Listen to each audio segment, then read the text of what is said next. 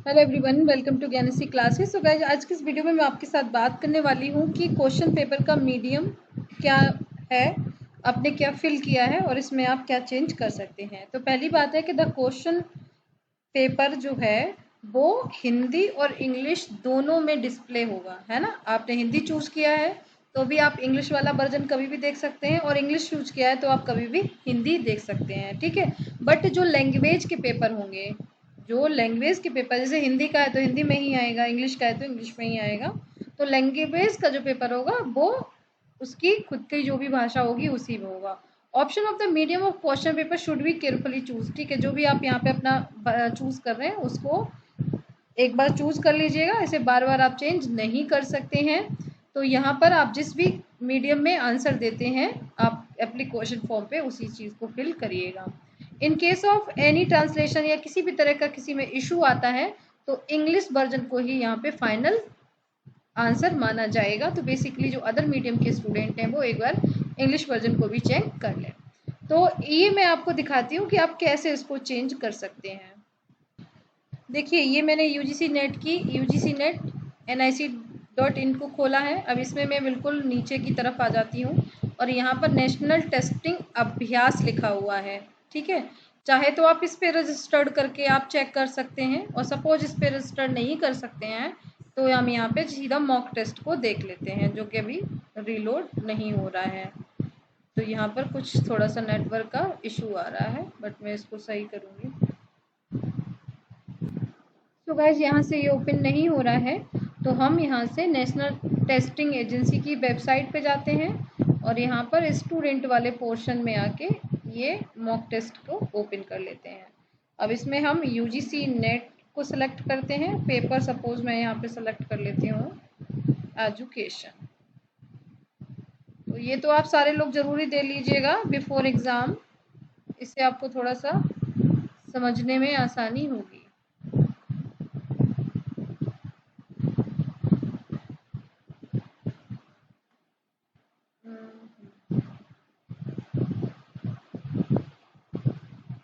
एक काम करते हैं, पेपर 1 सेलेक्ट करते हैं, सभी का है वो। Yes, paper 1। अब हमने क्या किया, मॉक टेस्ट को स्टार्ट कर दिया, लॉग इन कर लिया, सारी चीज़ों को पढ़ लिया और I have read everything carefully. अब आप यहाँ पे देख सकते हैं कि ये जो लैंग्वेज है ये कभी भी हिंदी करिए, कभी भी इंग्लिश करिए। सपोज मैं अभी इंग्लिश का ही रखती हूँ और अब मैं इसको प्रोसीड करती हूँ। तो मेरे सामने ये एक क्वेश्चन पेपर ओपन होके आ गया। कोई छोटा सा क्वेश्चन देखते हैं।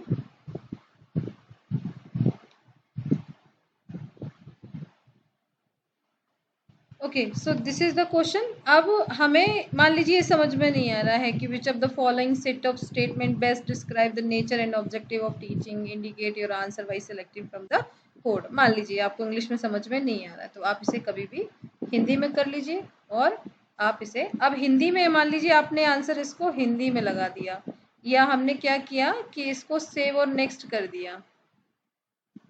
हमने क्या किया, इसको सेव और नेक्स्ट कर दिया। इसको हम पहले छोटा करेंगे और इस तरीके से हम आगे मूव कर जाएंगे। तो हमने यहाँ पे मान लीजिए ऑप्शन 1 चूज किया, सेव किया, नेक्स्ट कर दिया। ऐसे ही दूसरा क्वेश्चन आया। अब हम फिर से चाहते हैं कि हम इसको इंग्लिश में देखें, तो हमने इंग्लिश में देखा और मान लीजिए हमने इसका जो आंसर है